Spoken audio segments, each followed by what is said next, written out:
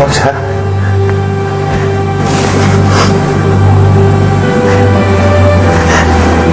Andito na ang buhay mo. Rosa?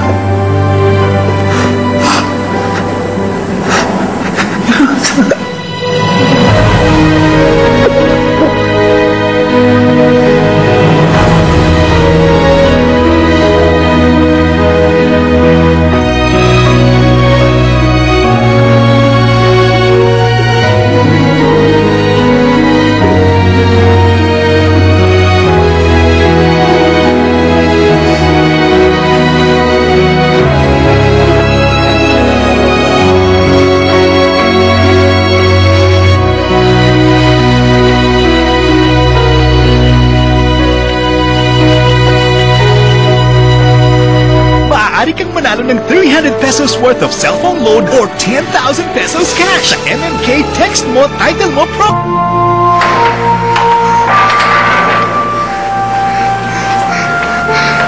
Salamat, Linda.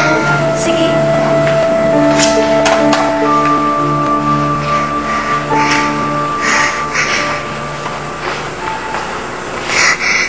Rosa?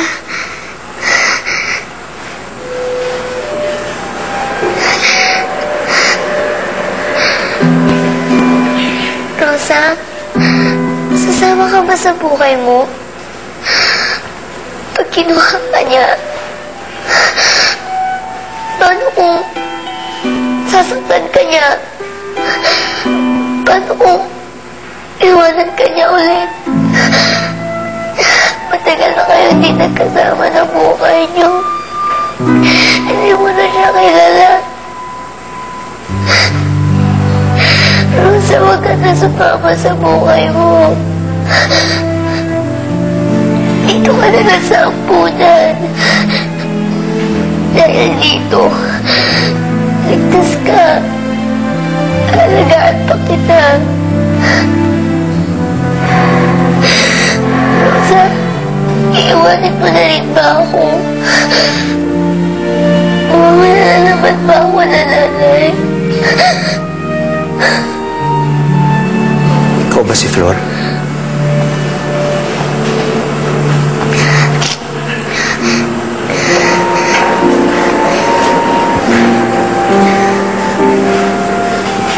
Gusto ko sana magpasalamat sa'yo sa pag-alaga mo sa asawa ko.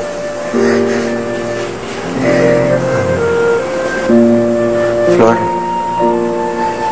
naiintindihan ko kung ano nararamdaman mo ngayon. Walang kaibigan ang gusto masaktan ang kanyang kaibigan. Pero sana, maniwala ka sa akin. Kahit minsan, Flor, hindi ko ginustong saktan ang asawa ko.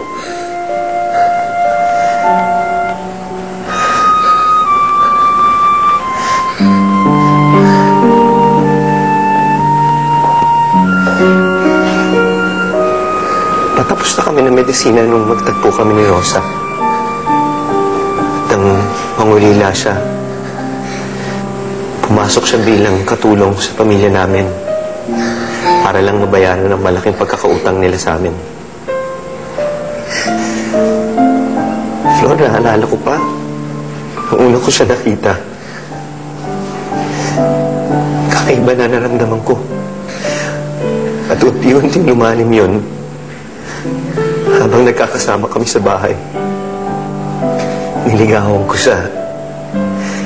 At hindi ko tumigil hanggang hindi ko siya napapasagot. Flor, inaat ang pinakamasayang sandali sa buhay ko. Simula nang pinangarap ko na siya ay aking maging kabiyak. Kahit alam kong tutol ang aking mama. Wala na kayong magagawa, Mama. Kasal na kami ni Rosa. Hindi niyo na kami mapaghihiwalay. Bastangan ka! Estupido! Hindi na sana kita pinag-aral ng medisina kung mauwi ka lang sa isang alila! Mamili ka, Dalila. Hihiwalayan mo ang babaeng yan o tatanggalan kita ng mana? Mahal ko po si Rosa, Mama. Walang ibang bagay na mas mahalaga pa sa kanya. Ngayon, kung ayaw niyo mawala ako sa buhay ninyo, Tatanggapin niyo po ang asawa ko.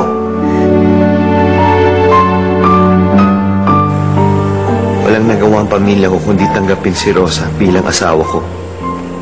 Di nagtagal, nagkaanak kami ni Rosa. Hanggang isang magandang oportunidad sa abroad ang dumating.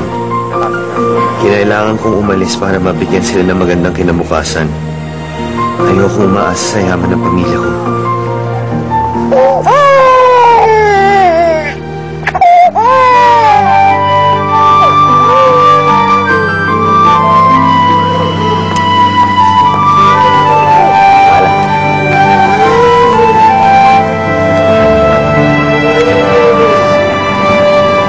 Halos isang buwan pa lang ako sa Guam nang makatanggap ako ng sulat galing kay Mama. Sumama daw siya sa ibang lalaki. Kinumumiyak ko yung aking asawa.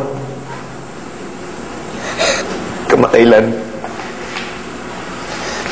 isang kakilala nakita ko sa Guam.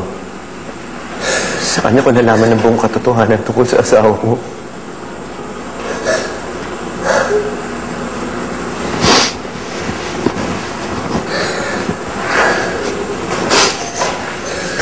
Rosa, patawarin mo ako. Hindi dapat ako nagpabulag sa paninira ng Mama. Dapat naniwala ako sa pagmamahal mo, Rosa. Dapat di kita iniwan. Dapat di ko kayo iniwan ng anak natin. Patawarin mo ako, Rosa.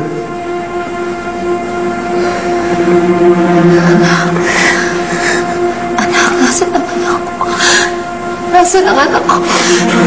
Kinangailangan ako. Nasaan ang anak ko? Kinuha nila yung anak ko. Kinuha nila yung anak ko. Nasaan ang anak ko? Patawarin mo ako. Alis tayo. Hindi na yun. Papasok tayo.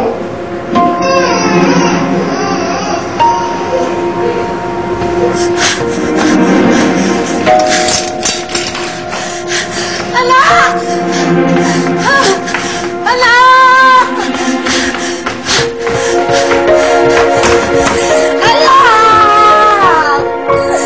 Anak ko! Anak!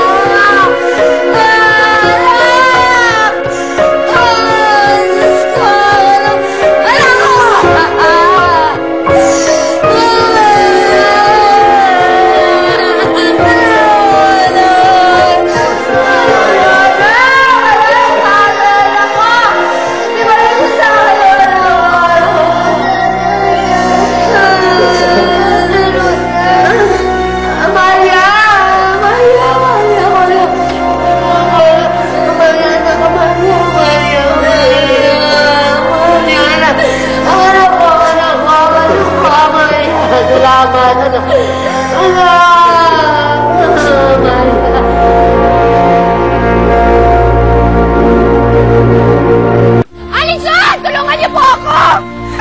Natatakot ka sa anak mo.